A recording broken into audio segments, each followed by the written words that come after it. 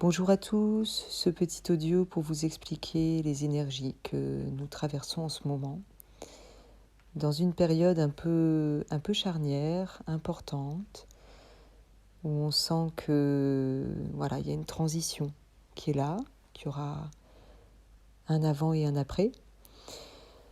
Et néanmoins, même s'il y a des choses qui sont difficiles en ce moment, on sent les graines de merveilleux, du possible à venir. Et bon, je vais vous exprimer en tout cas ce que je ressens à travers ces énergies et qui pourra peut-être résonner en chacun. Alors, on va parler principalement de foi, de clairvoyance et d'alchimie. Dans cette période que nous vivons aujourd'hui, on sent cette nécessité de se poser. Alors, se poser dans une période où on est en pleine rentrée et où on court de tous les côtés, c'est pas forcément évident. Ça demande un effort supplémentaire de savoir en effet ralentir un temps et observer. Et dans cette observation qui se fait encore plus forte, on va pouvoir, à partir des plus de 2 ans qu'on a vécu, être dans un discernement du oui, ok, ça, ce que je pensais juste, en réalité, ça ne l'est pas forcément. Ce que je pensais qui me convenait à peu près, en réalité, c'est pas ce qui me convient profondément. Donc de faire des tris dans le, j'allais dire au plus simple, j'aime, j'aime pas, c'est juste, c'est pas juste pour moi. Et derrière tout ça, c'est nous faire apparaître une vérité autre. Donc c'est un changement de regard progressif qui se fait, d'où un certain nombre de personnes qui me disent, qui ressentent vraiment un travail qui se fait au niveau du 3e œil, oui. Il y a vraiment une vérité plus profonde qui est en train d'apparaître à ceux qui sont dans cette observation du cœur, à ceux qui savent remettre en question ce qu'ils ont vécu et qui vont de ce fait-là accéder,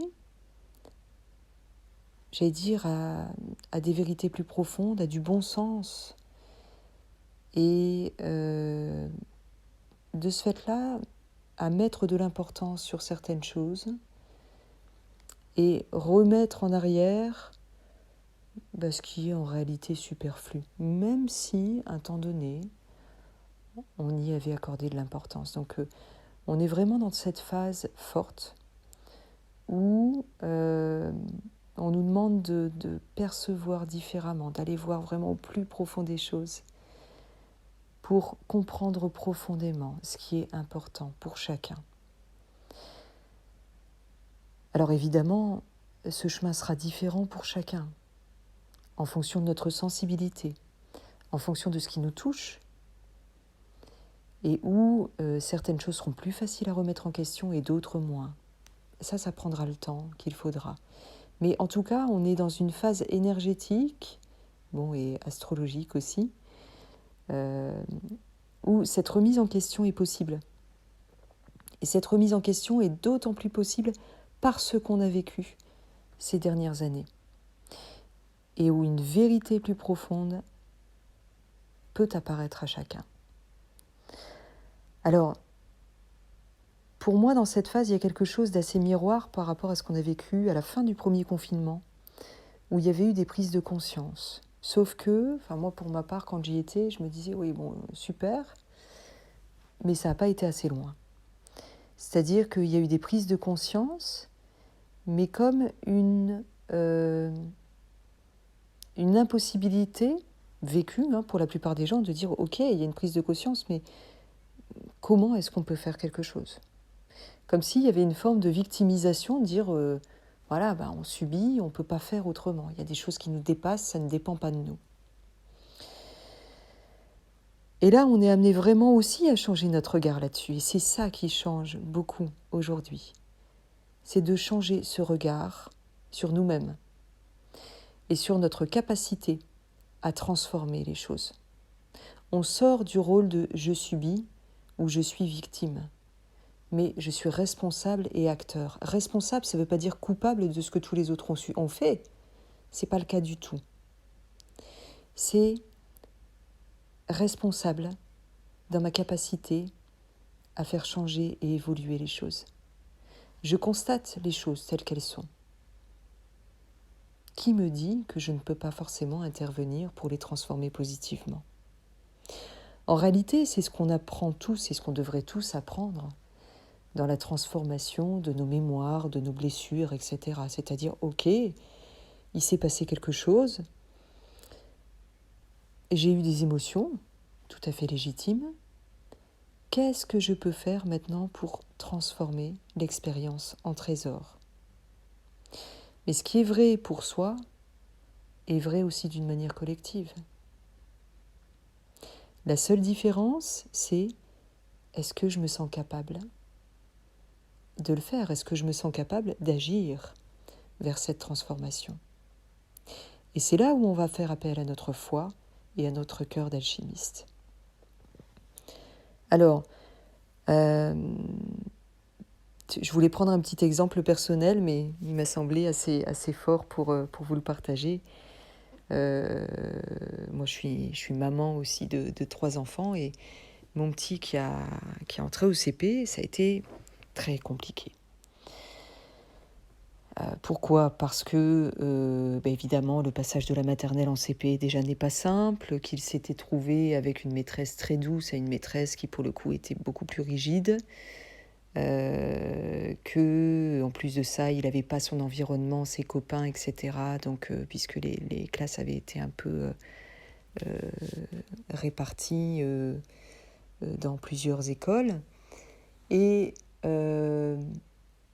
il a trouvé son environnement rude. En fait, c'était ça. C'était comme si, je passe de quelque chose de doux à quelque chose de rude. Et c'est insécurisant, c'est pas facile pour moi. Et ma première réaction en tant que maman, enfin un peu aussi triste de le voir gérer cette situation, c'est dire, bon, ok, j'accompagne tes émotions, je te sécurise, et comment est-ce qu'on va faire maintenant pour que tu puisses transformer la situation ?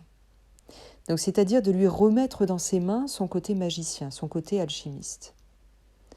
Dire, ok, tu vois une situation, bon, en plus il a le côté clairvoyant, donc ok, et hypersensible, tu vois une situation en effet, bon, qui n'est pas facile. Comment peux-tu faire pour la transformer ?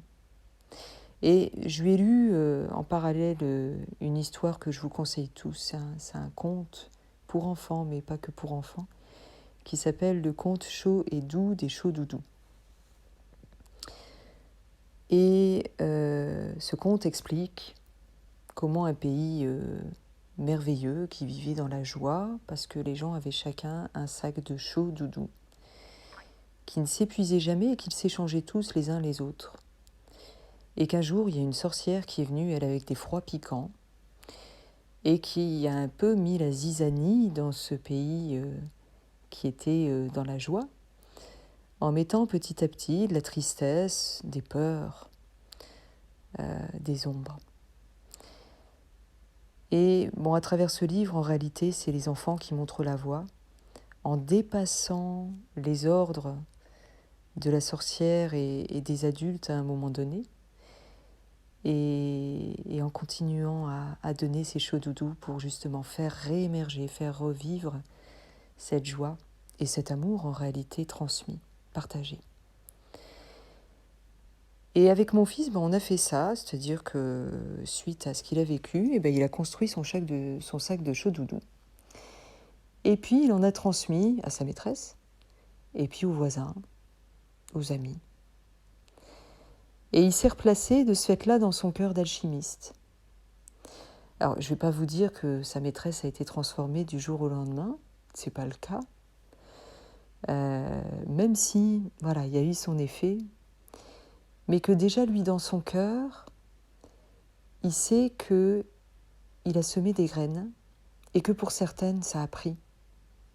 Et que de ce fait, il a retrouvé cette confiance au changement positif possible. Et ça, c'est énorme. Et à mon sens, c'est ce changement qu'on est tous à ramener en nous. Nous pouvons, chacun, ramener ces graines d'amour et les semer pour permettre le changement dans tout ce qui nous paraît injuste, tout ce qui nous paraît rude, et l'amener vers plus de cœur. Donc, pour clôturer un peu ce récapitulatif sur ces énergies du moment, j'allais dire, ce qu'on nous dit aujourd'hui, c'est écoutons nos enfants clairvoyants, hypersensibles. C'est la voix du cœur, c'est la voix du petit prince. Saint-Exupéry disait « On ne voit bien qu'avec le cœur. Le reste est invisible pour les yeux. » La vraie clairvoyance, c'est celle du cœur. Donc c'est une clairvoyance sensible qui reconnaît la douceur et l'amour comme vérité pure. C'est cette clairvoyance-là qui va permettre de dévoiler des vérités plus grandes que celles que nous entrevoyons aujourd'hui. Et c'est notre cœur d'alchimiste qui va nous permettre de comprendre que tout est possible et que nous pouvons transformer l'expérience qui est là en trésor. Donc, encourageons nos enfants à retrouver ce cœur d'alchimiste. Moi, j'accompagne des enfants, outre les miens, clairvoyants, hypersensibles, et c'est vraiment cette voie que je leur encourage à avoir parce qu'il y a un merveilleux trésor en chacun d'eux. Mais que ce trésor qu'ils ont en chacun d'eux, nous l'avons en chacun de nous. Et ça nous demande simplement de suivre cette voie du cœur, de ce discernement par le cœur et de cette alchimie intérieure et extérieure que nous sommes capables chacun de mettre en place. Voilà, pour moi, cette phase de transition que nous vivons est importante parce que c'est une phase qui, quelque part, si nous prenons conscience de ce qui se passe autour de nous et en nous, nous pouvons vraiment agir individuellement et collectivement à créer le merveilleux pour demain. Voilà. Je vous souhaite une très belle journée et à très bientôt.